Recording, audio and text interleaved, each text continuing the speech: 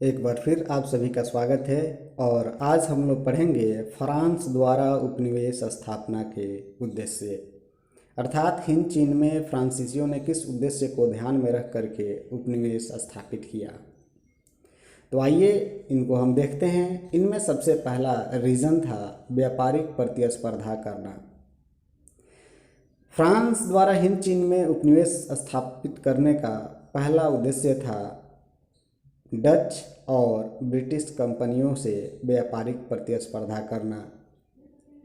चूँकि भारत में फ्रांसीसी कमज़ोर पड़ रहे थे, चीन में भी उनकी व्यापारिक प्रतिद्वंद्विता मुख्य रूप से इंग्लैंड से थी।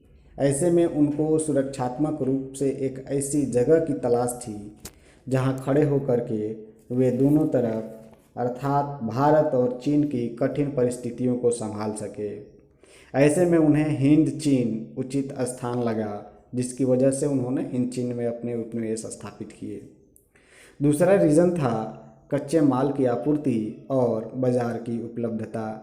जैसा कि आप सभी जानते हैं, औद्योगिकरण के तत्पश्चात बड़े पैमाने पर मशीनों के द्वारा उत्पादन शुरू हुआ। ऐसी स्थिति में उत्पादन करने के लिए फैक्ट्रियों को चलाने के लिए कच्चे माल की ज़रूरत थी। वहीं फैक्ट्रियों से उत्पादित वस्तुओं को बेचने के लिए बाजार की ज़रूरत थी, जो उपनिवेशों से आसानी से प्राप्त हो जाती थी। उपनिवेश स्थापित कर वहाँ के खनिज संसाधनों का भरपूर दोहन होता था, तो वहीं उत्पादित वस्तुओं को बेच करके मुनाफा कमाया जा सकता था। इस उद्देश्य को ध्यान में रख कर के भी फ्रांस ने हिंद चीन में अपने उपनिवेश स्थापित किए। तीसरा, पिछड़े समाज को सभ्य बनाना। पिछड़े समाज को सभ्य बनाना विकसित यूरोपीय राज्यों का स्वघोषित दायित्व था, और फ्रांस भी ये समझता था कि हम भी असभ्य लोगों को सभ्य बनाएं। ऐसी स्थिति में वो इस दायित्व को मान करके हिंद चीन में अपने उपनिवेश स्थापित किए और हिंद चीन के लोगों को सभ्य बनाने का बीड़ा उठा लिया। इन तीनों उद्देश्यों को लेकर के हिंद चीन में फ्रांसीसियों द्वारा उपनिवेश स्थापित किए गए। जब हिंद चीन में फ्रांसीसियों के द्वारा उपनिवेश स्थापित शुरू कर दिया गया, तो वहाँ के लोगों का शोषण भी करना उन्होंने शुरू कर दिया। शुरू में फ्रांसीसियों ने व्यापारिक नंगरों और बंदरगाहों से शोषण का कार्य शुरू किया, और धीरे धीरे वे इसके बाद ग्रामीण इलाकों के भीतर तक पहुंच गए। जैसा कि आप सभी जानते हैं, तो किन के लोगों के जीवन का मुख्य आधार लाल घाटी थी। उसी तरह कंबोडिया के मैकांग नदी का क्षेत्र और कोचिन चीन का मैकांग का डेल्टा क्षेत्र था।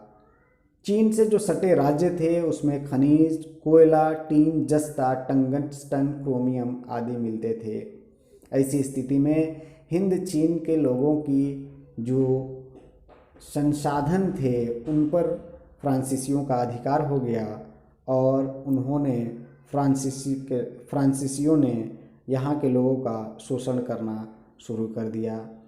फ्रांसीसियों द्वारा शोषण के साथ साथ कृषि उत्पादक को बढ़ाने का भी प्रयास किया गया। जैसे कृषि के विकास के लिए उन्होंने नहरों की खुदाई की, जल निकासी का उचित प्रबंध किया, दलदली भूमि, जंगलों आदि को कृषि क्षेत्र को बढ़ाया जाने लगा।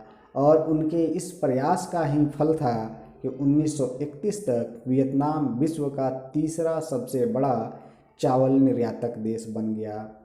इसके अलावे फ्रांसीसियों के द्वारा रबर बागानों और फार्मों को भी विकसित किया गया। लेकिन ध्यान देने वाली बात यह है कि रबर बागानों और फार्मों में काम करने के लिए हिंद चीन के लोगों से एक तरफा अनुबंध व्यवस्था की जाती थी।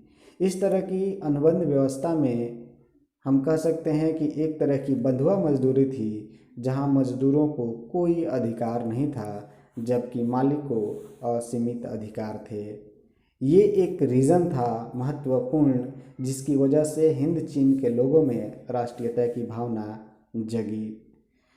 कृषि के विकास के साथ साथ उन्होंने रेल नेटवर्क का भी विकास किया।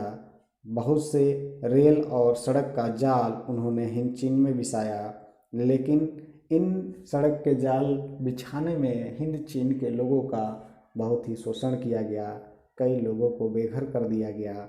बहुत ही ज़बरदस्ती लोगों से रेलवे लाइन और सड़कों में काम कराए जाते थे और इससे उनका जीवन स्तर और ज़्यादा गिरते गया, क्योंकि इन सब के पीछे एक ही रीज़न था, हिंद चीन के लोगों का शोषण होना। हिंद चीन के लोगों के लिए तीसरा काम फ्रांसीसियों ने किया कि अब शिक्षा चीनी भाषा के स्थान पर फ्रांसीसी भाषा में दी जाने लगी। परंतु इस क्षेत्र में बसने वाले फ्रांसीसियों को शिक्षा के प्रसार के सकारात्मक प्रभावों का डर था। ऐसे में वे आम लोगों को शिक्षा से दूर रखने का प्रयास करने लगे और उनके इस मंशा को पूरी करने के लिए स्कूल के अंतिम साल की परीक्षा में प्रायः अधिकतर स्थानीय बच्चों को फेल कर दिया जाता था। स्थानीय जनता और कॉलोनी की सामाजिक स्थिति में आसमान जमीन का अंतर था। कॉलोन हिंद चीन में बसने वाले वैसे फ्रांसीसी लोग थे जो फ्रांस के तो थे, लेकिन उनकी हैसियत स्थानीय लोगों के समान ही थी।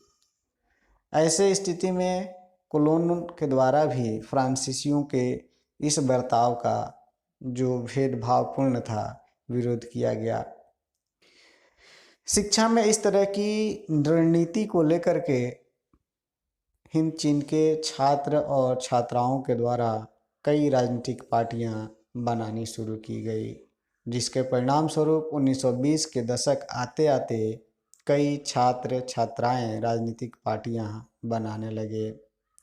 हनोई का विश्वविद्यालय बंद हो जाना फ्रांसीसी शोषण की ही पराकाष्ठा थी। तो ये कुछ रीज़न थे जिसकी वजह से हिंद चीन के लोगों में राष्ट्रीयता की भावना जगी, क्योंकि फ्रांस के लोगों के द्वारा हिंद चीन के लोगों का शोषण किया गया।